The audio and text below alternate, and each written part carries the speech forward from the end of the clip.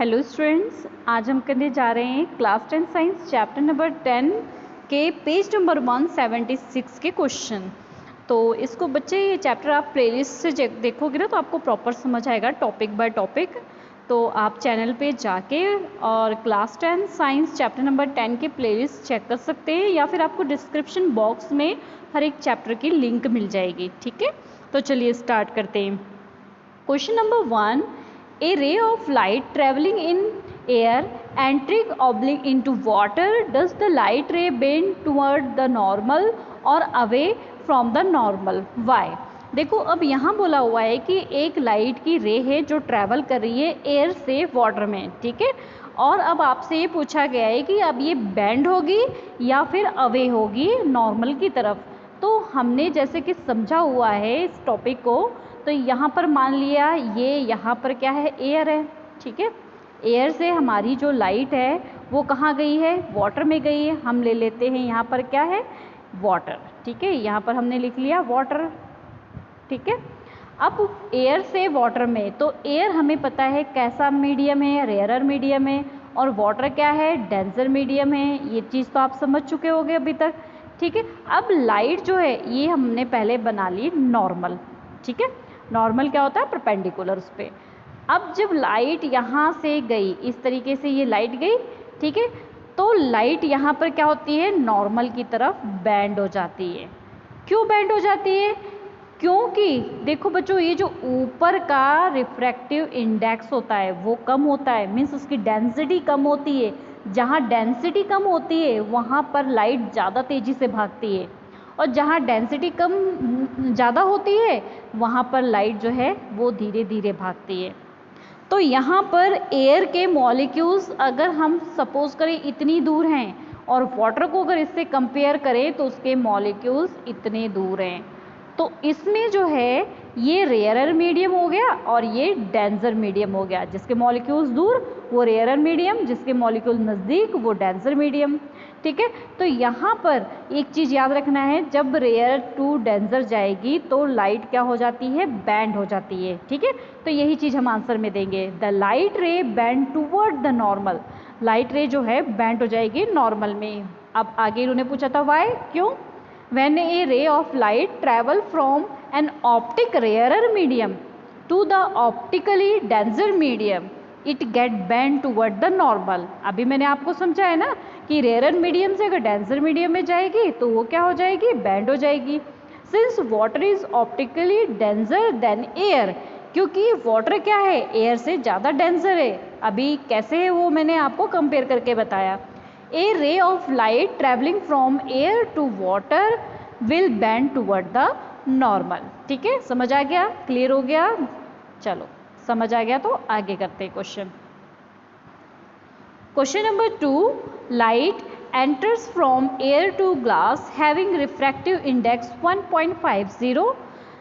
What is the speed of light in the glass and the speed of light in vacuum? देखो आपको यहाँ पर जो है क्या दिया गया है, आपको लाइट जो है ग्लास में एंटर की तो उसका रिफ्रैक्टिव इंडेक्स दिया हुआ है, ठीक है। उसके बाद ये बोला है कि जो पता करना है आपको कि अब लाइट जो है वो ग्लास में गई तो उसकी स्पीड क्या है, और आपको स्पीड लाइट की किस में दे रखी है, वैक्यूम में दे रखी है। तो हमें पता है ये चीज़ हम पढ़ चुके हैं, refractive index of a medium given by क्या होता है, ये फॉर्मूला होता है speed of light in vacuum upon speed of light in medium. तो अब इसको कैसे लिख सकते हैं, C अपॉन V। ये प्रीवियस वीडियो आपने अगर देखा होगा बच्चे तो ही समझ आएगा, अदरवाइज नहीं समझ आएगा, ठीक है। अब speed of light in vacuum हमें दे रखा है, क्या दिया हुआ है, 3 × 10⁸ मीटर पर सेकेंड, और रिफ्रैक्टिव इंडेक्स ऑफ ग्लास क्या दे रखा है आपको, 1.50। ये दोनों चीज़ें दे रखी ना आपको। अब यही वैल्यू हमने क्या करना है, सिंपल सा इस फॉर्मूले में फिल कर देना है। फिल करने के लिए सबसे पहले क्या करना है, देखो आपको पता क्या करना है, speed of light in medium ये फाइंड आउट करना है ना। तो अब क्या करो आप, स्पीड ऑफ लाइट जो है यहाँ आ जाएगा और ये जो रिफ्रैक्टिव इंडेक्स है वो नीचे आ जाएगा, ऐसे ही होगा ना। मीन्स अगर आपके पास है इस तरीके से C अपॉन V, आपको वेलोसिटी पता करना है तो V यहाँ आ जाएगा और यहाँ पर C अपॉन N हो गया, ठीक है। अब वैल्यू फिल करेंगे, C 3 × 10⁸ और N 1.5। अब इसको सॉल्व कर लेते हैं। कैसे सॉल्व करेंगे, देखो सबसे पहले 3 मल्टीप्लाई, यहाँ पर जो है 2 0 इसलिए ये ऊपर 100 आ जाएगा इंटू 10⁸। अब नीचे क्या बचा है हमारे पास 150, ठीक है। अब 0 से 0 सबसे पहले क्रॉस हो गया, 3 1 ज़ा 3 और 3 5 ज़ा 15, ठीक है। अब 5 1 ज़ा 5 और 5 2 ज़ा 10, क्या बच गया आपके पास? आपके पास यही बच गया ना, 2 × 10⁸ मीटर पर सेकेंड, ठीक है। तो ये हो गया हमारा आंसर। आई होप बच्चों ये क्लियर हो गया, ठीक है। तो नेक्स्ट देखते हैं हम। Next question number 3 find out from the table. आपको टेबल दी हुई है, ठीक है, आपकी बुक में भी दी हुई है। The medium having high optical density, also find the medium with lower optical density. Higher density और लोअर डेंसिटी आपको पता करना है। तो प्रीवियस क्वेश्चन में अभी मैंने आपको समझाया कि हायर ऑप्टिकल डेंसिटी किसकी होगी? जिसका रिफ्रैक्टिव इंडेक्स ज़्यादा होगा। ऑप्टिकल डेंसिटी किसकी कम होगी? जिसका रिफ्रैक्टिव इंडेक्स कम होगा। तो हम इस टेबल से इजीली पता लगा लेंगे, ठीक है। वैसे आपको ये टेबल याद करने की ज़रूरत नहीं है, जब आपको एग्जाम में आएगा ना तो टेबल देंगे, ठीक है। ज़्यादा से ज़्यादा आपने याद करना ना 2-3 चीज़ें का याद कर लेना, एयर याद कर लेना, ठीक है, और आप याद कर लेना यहाँ से नीचे दिखाते हैं, यहाँ से याद कर लेना एक डायमंड का कर लेना, ठीक है, एक डायमंड कर लेना बस, और ख़ास एक ग्लास का कर लेना बस। इससे ज़्यादा आपको ज़रूरत नहीं है इसको लर्न करने की, ठीक है। अब देखो हाईएस्ट डेंस कौन सा होगा? देखो डायमंड जो है उसमें 2 है और एयर जो है 1 है, तो सबसे ज़्यादा डेंस क्या होगा? जिसका रिफ्रैक्टिव इंडेक्स ज़्यादा होगा। तो डायमंड का रिफ्रैक्टिव इंडेक्स ज़्यादा है ना, तो डायमंड का ज़्यादा ऑप्टिकल डेंसिटी होगी और एयर की क्या होगी? सबसे कम होगी, जो कि हमें टेबल में दिया गया है उसके अकॉर्डिंग, ठीक है। तो अब इसका आंसर कैसे लिखेंगे? Highest optical density diamond, lowest optical density air, वो भी मैंने बताया कैसे। अब इसका आंसर प्रॉपर कैसे लिखना है आपने? Optical density of a medium is directly related with the refractive index of that medium. Optical density किस पे डिपेंड कर लेती है? डायरेक्टली रिफ्लेक्टिव इंडेक्स पे जो होता है उसी पे डिपेंड करती है, ठीक है। A medium which has the highest refractive index, जिसका रिफ्रैक्टिव इंडेक्स हायर होगा उसकी ऑप्टिकल डेंसिटी भी क्या होगी? ज़्यादा होगी। सेम ऐसे ही नीचे आपने लिखना है, तो क्या लिखोगे आप? It can be observe, table 10.3 में हमने क्या ऑब्जर्व किया कि diamond and air refractive have the highest, diamond की क्या थी? हाईएस्ट, और उसके बाद जो है एयर की क्या थी? Lowest refractive index. Therefore diamond has the highest optical density and air has the lowest optical density. समझ आ गया? अच्छे से क्लियर हो गया? अगर प्रीवियस वीडियो नहीं देखी है तो ज़रूर देखो बच्चों, ठीक है, तभी सब समझ आएगा सब कुछ, ठीक है। चलो आगे बढ़ते हैं, समझ आ गया तो। Question number 4 you are given kerosene, turpentine and water, 3 दिया लिक्विड आपको, ठीक है। In which of these does the light travel fastest? अब आपको बताना है इसमें लाइट किस में ट्रैवल कर रही है फास्ट। यूज इन्फॉर्मेशन के लिए आपको ये टेबल जो है दी हुई है। तो देखो लाइट किस में ट्रैवल फास्ट करती है? जिसकी डेंसिटी कम होगी, ठीक है, जिसकी डेंसिटी कम होगी, जिसके मॉलिक्यूल्स जो है जितने दूर होंगे लाइट को उतनी जगह भागने की मिलेगी, तो वहाँ लाइट ज़्यादा ट्रैवल करेगी। अब हम अगर इन तीनों को कंपेयर करें तो डेंसिटी किस, रिफ्रैक्टिव इंडेक्स, सेम बात हो गया ना।